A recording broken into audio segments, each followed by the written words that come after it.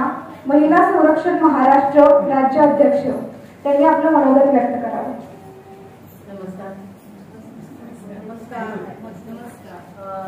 सर्वात पहिलं सचिन सरांचं मी आभार व्यक्त करते आम्हाला बोलवल्याबद्दल.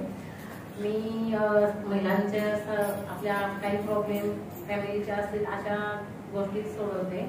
काल कोल्हापूरमध्ये असाच एक विषय महिलांवरती अन्याय झालेला, म्हणजे नवरा बायकोचा. जी मुलं असून तिला देत नव्हते, ती मुलं ती कोर्टाचा सुद्धा निकाल नाही ऐकला, माझा निकाल तिचा मी ऐकवला आणि ती मुलं त्या महिलेच्या स्वाधीन केली.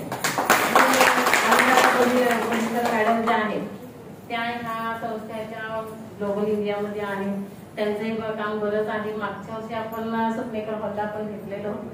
आपल्या ह्या टीम मध्ये बऱ्याच महिला आहेत आणि आपल्या महिलांसाठी ही महत्वाची संस्था आहे. तुम्ही सामाजिक कार्यासाठी इकडे जाता तिकडे जाता सगळीकडे पैसे गुंतवणूक करता, पण एखादी पॉलिसी ह्यांच्या इथे काढला तर ते स्वतःच्या सुरक्षितेसाठी आहे. हे आपण महिलांनी जाणून घ्यावं, कारण हीच गोष्ट आमच्याही घरी घडलेली आहे. त्यांना आता 2 ते 3 वर्ष झालेली आहेत. माझ्या मावस भावाच्या मिसेसला कॅन्सरच झालेला आहे, तिला 3 मुलं होती आणि ह्या गोष्टीत ती आता त्यांचा संसार उद्ध्वस्त झालेला आहे. ह्याच्यामध्ये त्या आता एवढं सचिन सरांनी सांगितले, बाकीच्या बऱ्याच आपल्या पदाधिकाऱ्यांनी सांगितलं, हे तुम्ही लक्षात घ्या. ही पॉलिसी तुम्ही LIC भरता, सगळीकडे भरता, स्वतःसाठी आपण सगळं खर्च करतो. हॉटेलमध्ये आपण एका दिवसाला जेवायला गेलो तरी 2,000-3,000 आपण तिथं सगळं खर्चाने खर्च करतो. त्यातच तुम्ही काहीतरी स्वतःच्या ह्याच्याने बारकाईने पैसे साठवून आपली पॉलिसी करून आपल्या स्वतःच्या जीवनासाठी तुम्ही करा.